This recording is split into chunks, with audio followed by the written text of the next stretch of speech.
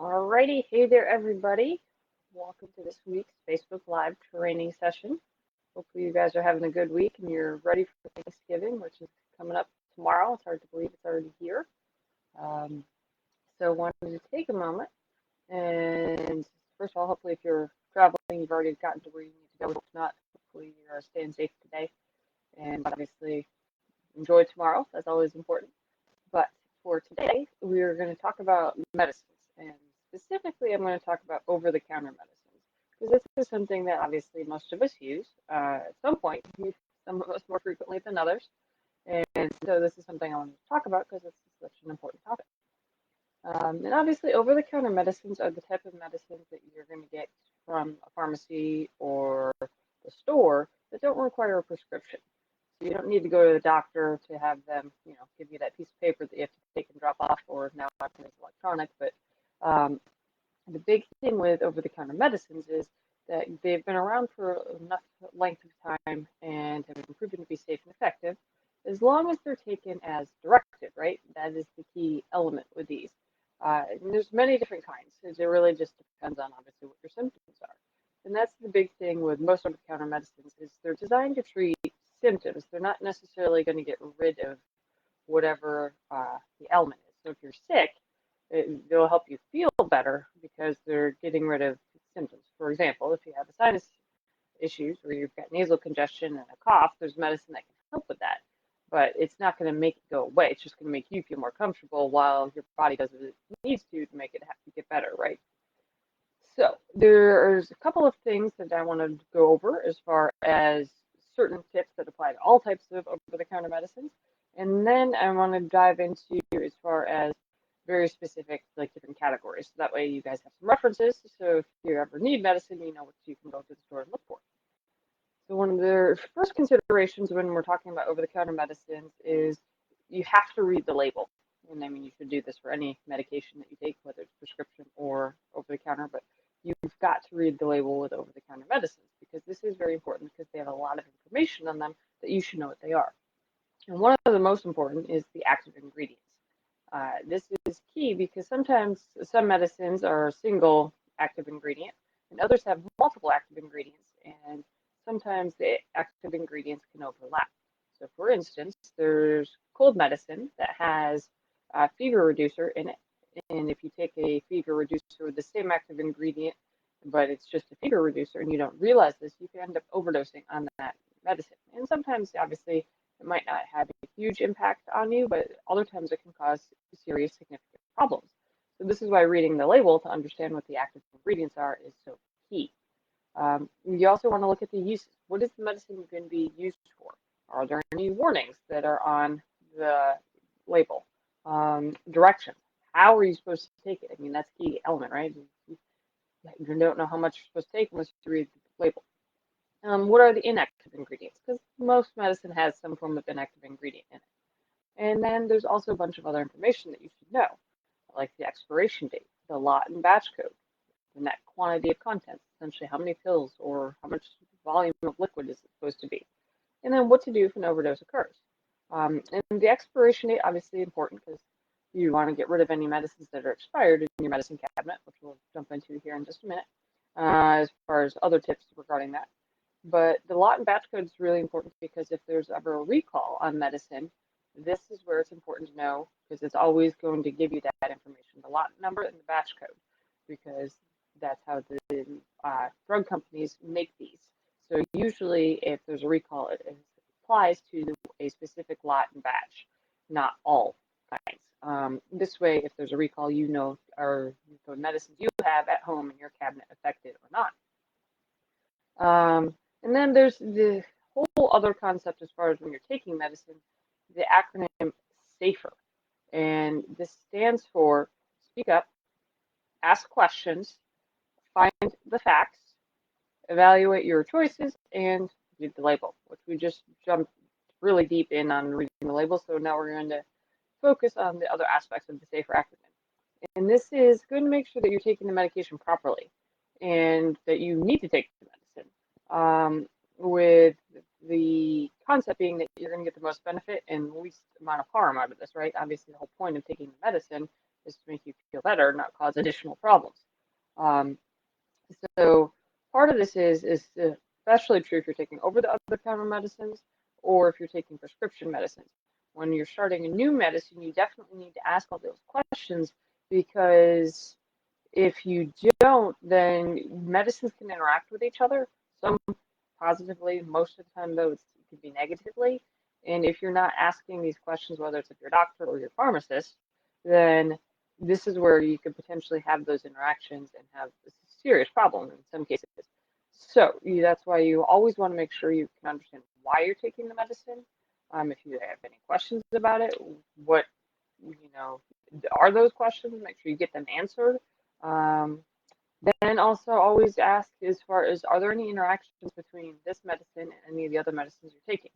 And this is why it's helpful to talk to your doctor, or obviously if you're at the pharmacy and it's an over-the-counter medicine, especially if it's the pharmacy where you get your prescriptions filled, they have a record of all the medicines that you normally take. And they can look up your list and then be like, okay, yeah, that's okay for you to take with everything that you're currently on. And so if not, obviously having a copy of your medicines with you on a list is so important, because then you can show it to the pharmacist at the store and be like, okay, these are the medicines I'm on. And then how, is it okay to take this over-the-counter medicine with my prescriptions? And that is such an important component of this. And that's why your medicine list always needs to be accurate and up to date, so that way it actually reflects what you're taking. And then when you're taking a over-the-counter medicine, you need to take it as directed. Don't take more. More doesn't always equal better. Or either, and the directions can come from obviously the label, which is where most of the time you're going to get directions from, or it can come from either your doctor or your pharmacist, depending on what they tell you. And so when you're taking over-the-counter medicines, there's some specific considerations that I want to make sure that you're aware of.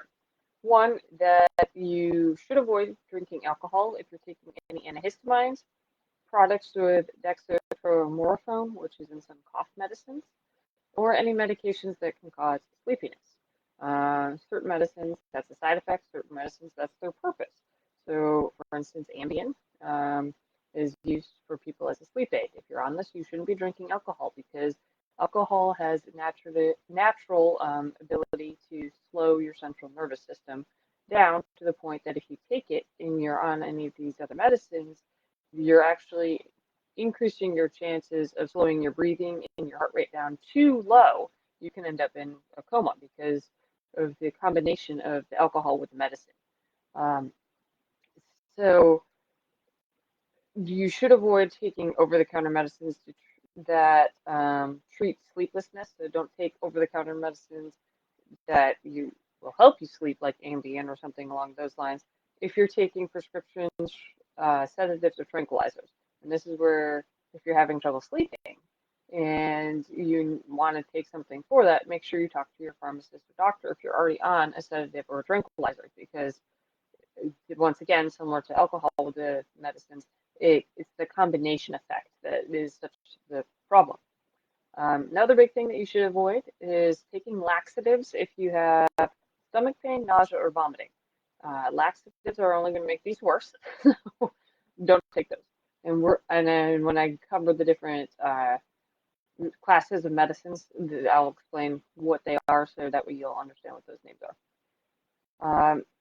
If you are taking prescription medicines, do not add aspirin or nasal decongestants to your medicines without talking to your doctor first, because both of these can interact with a variety of medicines, causing significant problems.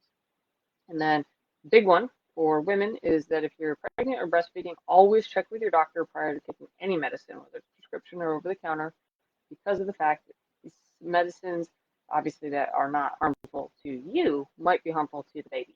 And this is where you have to be aware of this in order to make sure nothing happens. And then those are the main focus points as far as, avoid certain things. When it comes to storing your over-the-counter medicines, and there's a couple of things to consider here as well. You want to make sure you're storing them in a cool, dry place, or as directed by the label. Some medicines have specific instructions on where they're supposed to be stored.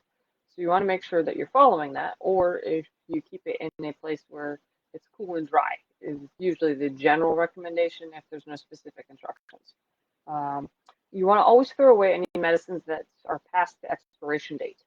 So it's a good idea to go through your medicine cabinet about once a year, or at least once every 6 months, to actually go through and take out any medicines that are expired and then replace them with new ones from the pharmacy. Because this means obviously, typically when medicines are expired, if you take them, they're not going to cause any harm. They just lose their effectiveness, so they're not as effective when you take them. You don't want to risk that, right? You want to make sure that you're staying nice and safe. And the other big thing is you always want to keep your medicines in the original containers. Don't mix the medicines, because what happens is, A, you might forget what you put in there. You might take the wrong medicine. B, if someone else comes along and they want, medicine for a headache, and you've got other medicine mixed in with that medicine, they might accidentally take the wrong thing. And this could obviously impact them significantly if they're on medicine that they're not supposed to take, what they accidentally took with, and yeah, that's why just keeping them in their own container is crucial. And then when it comes to children, there's definitely special considerations here. And it's really important to remember that children have their own specific medicines that are different from adult medicines for very specific reasons. Children are not small adults, so they should not be given the same medicine, even if it's a lower dose. For instance, Tylenol, they have children's Tylenol, children's Motrin. Obviously, if you have kids, you give these a lot, especially if your kids are sick. Well, children's Tylenol and Motrin are completely different than adult Tylenol and Motrin because of the way they are dosed. And this is so important because if you give them adult doses, adult medicine, even at a lower dose, it still can be way too much. So this is why you always want to give children's version of the medicine only. And you must read the label. You always read the label every time. Don't know how many times I've seen where parents are, it's the middle of the night, you're tired, and they think they've grabbed the right thing, the right medicine, the right measuring device, and for something they didn't because they're tired, and they give their child the wrong dose, and that obviously a huge problem. So the other big thing with children, as far as medicine goes, is usually they come with their own measuring devices. So whether it's the little tiny cup, it's a syringe, whatever it is, make sure that you're always using the correct, whatever device came with that medicine to give them that medicine.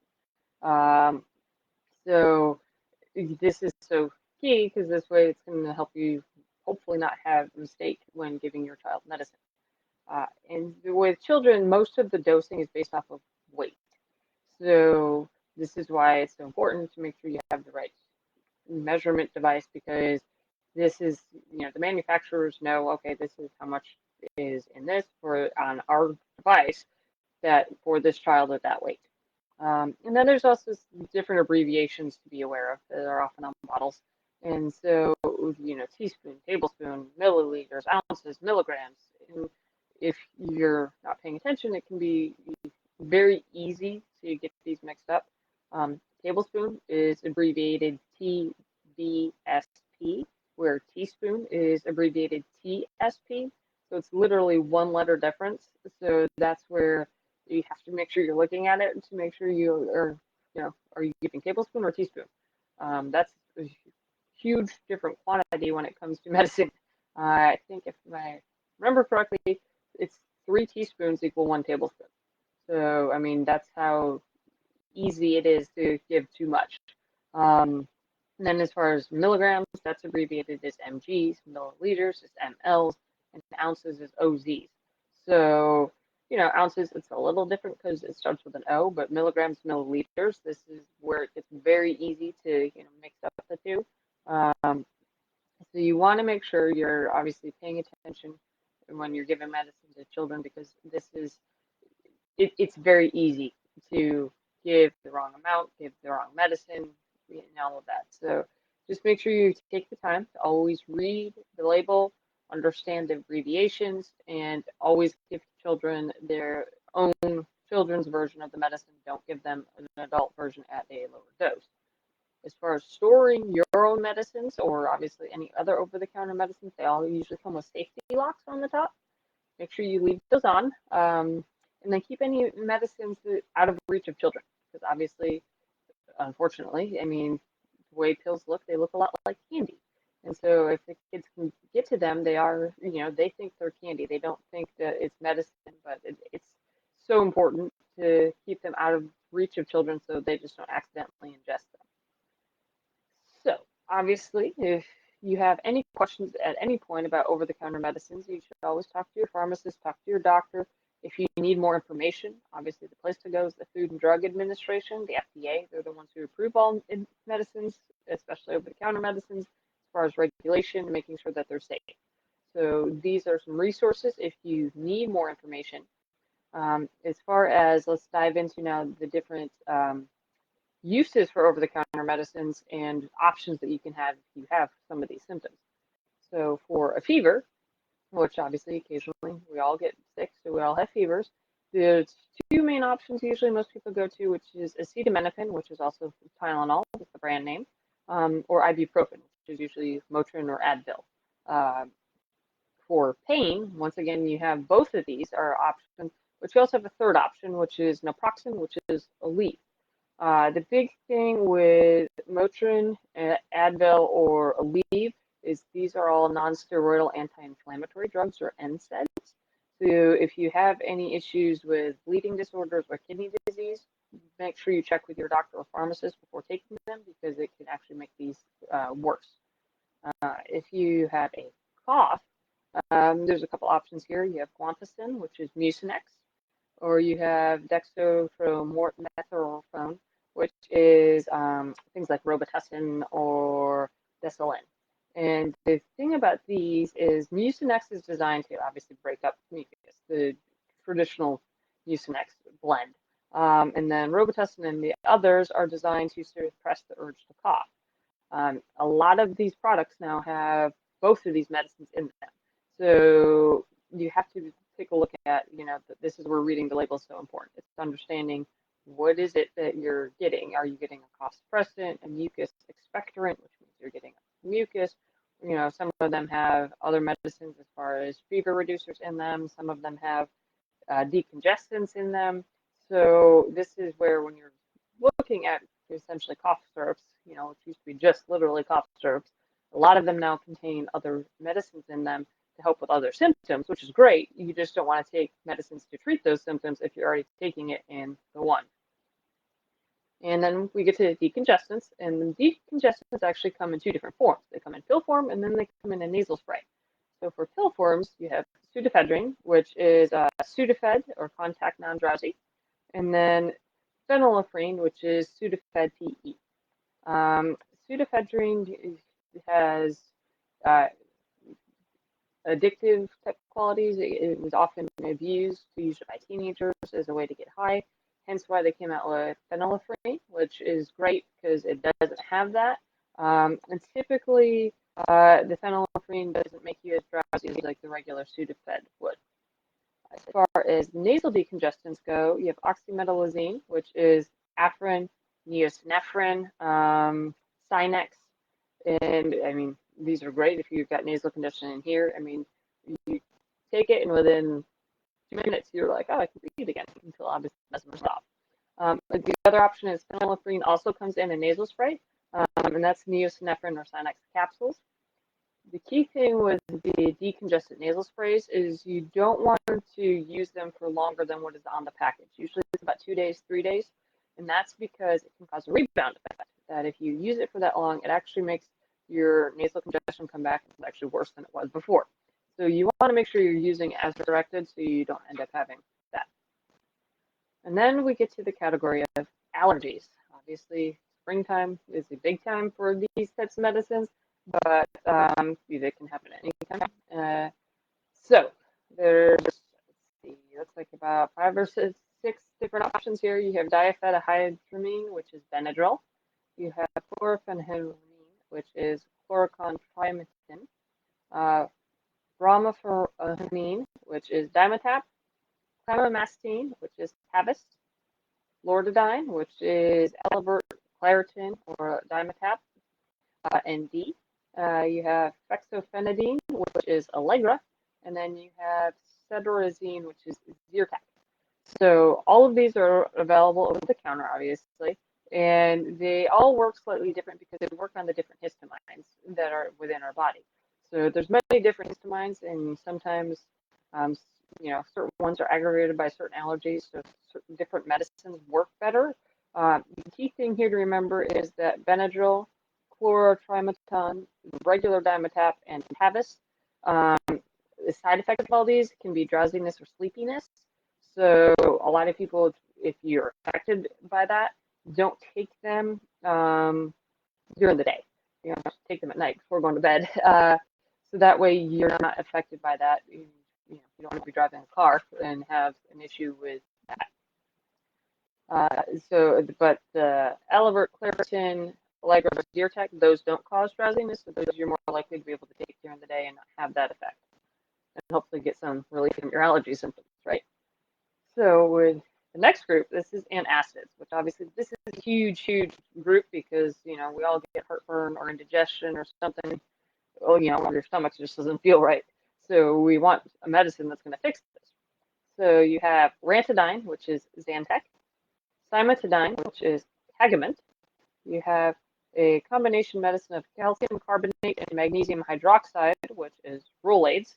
A little easier to remember that one rather than the actual chemical compounds. And then you have the next one, which is also a combination medicine of magnesium hydroxide, aluminum hydroxide, and smithicone, which is Maalox. In this form of Maalox, it can be used for a wide variety of things, not just indigestion and heartburn, but like upset stomach and gas. The next one is aluminum hydroxide with magnesium carbonate, and that's Gaviscon. And then you have bismuth subulosate, which is Pepto-Bismol or kaopectate.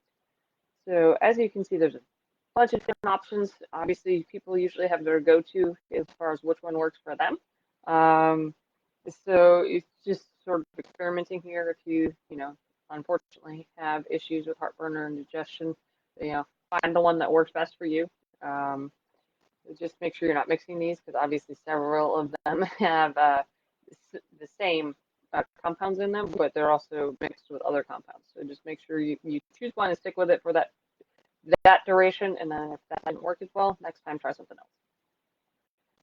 So if you're having nausea and vomiting, this obviously no one likes this as well. Part of this is you sort of just usually have to let it run its course. But medicine you can take is bismuth subulosate, which once again is Pepto-Bismol, kaopectate, Maalox, total stomach relief, or